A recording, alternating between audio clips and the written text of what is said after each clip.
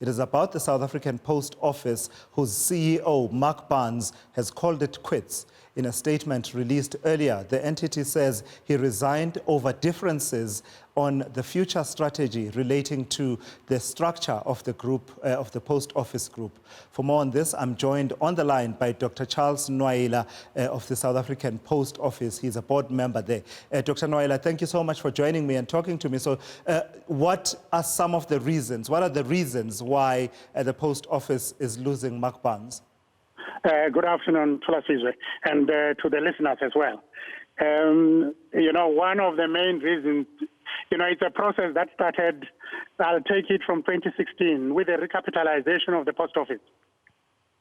In that process, we involved KPMG to assist us, and they came out with 4 options that we needed to consider with regard to the location of the post bank vis-a-vis the post office. So I will just focus on the 2, just to save time. The third option was the option that we supported as the board and the ministry, our ministry as well. We looked at that. However, because at the time, 2017-2018 financial year, we were not in a sound financial position at the time. And there were serious risks for us to have played a role of a bank controlling company.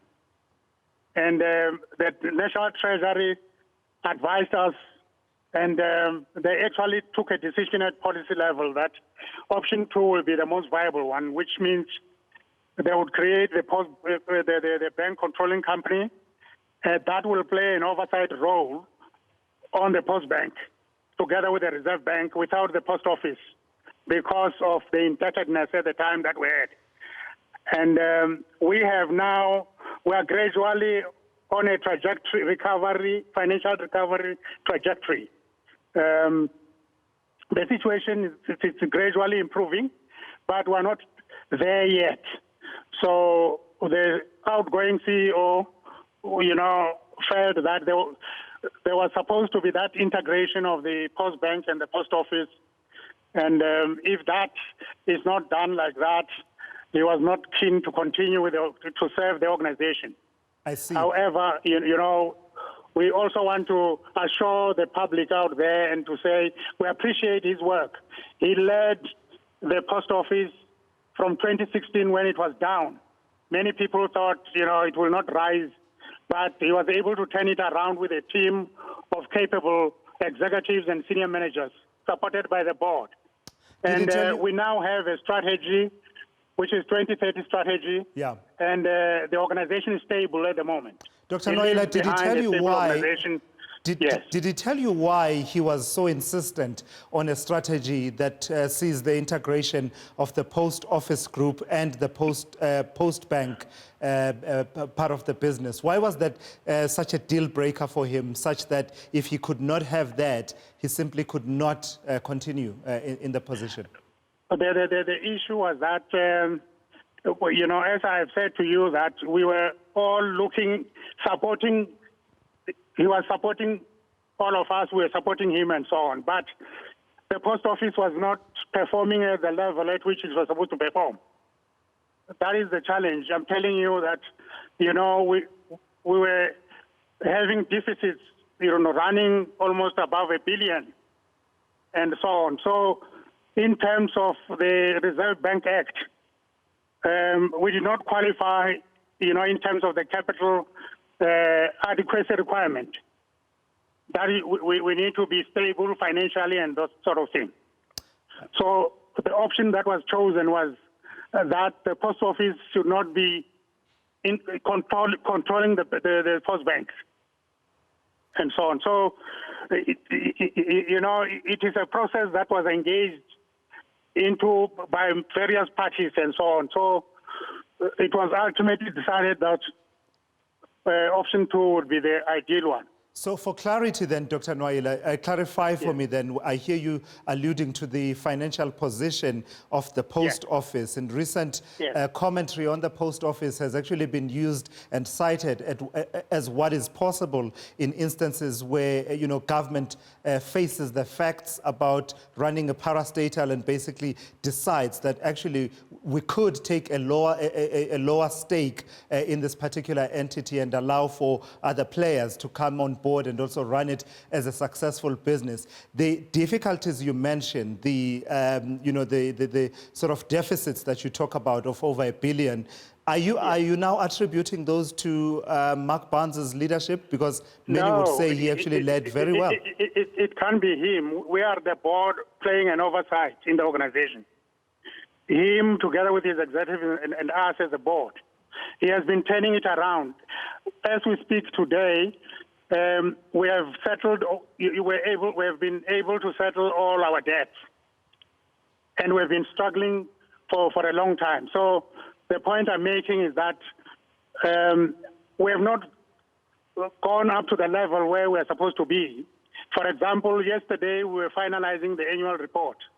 In the annual report, we're still having a deficit of 1.1 billion. In terms of the Reserve Bank requirement, we have got to be really solid to be able to play that bank controlling oversight. Absolutely. Final one then from me, Dr. Nwaila. Are you under pressure from one of your shareholders, being the state, whose policy decision, at least at a political level, has been to say actually the post office should move in the direction of actually having a commercial banking license, whereas not everyone is agreed that that should happen? Are you facing pressure to make that a reality, to the point that perhaps you are willing to go to whatever lengths to see that policy direction being fulfilled operationally, regardless of what some of your stakeholders may have to say? There is no pressure from the policymakers at all. And as I've indicated to you, the reason why we got KPMG to do this work, it was facts on the table.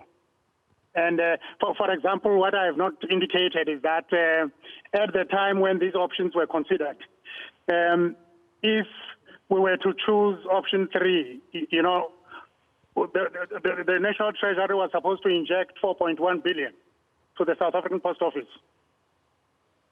All right. Thank you so much. In order for us to satisfy that capital adequacy requirement. Sure. Yes.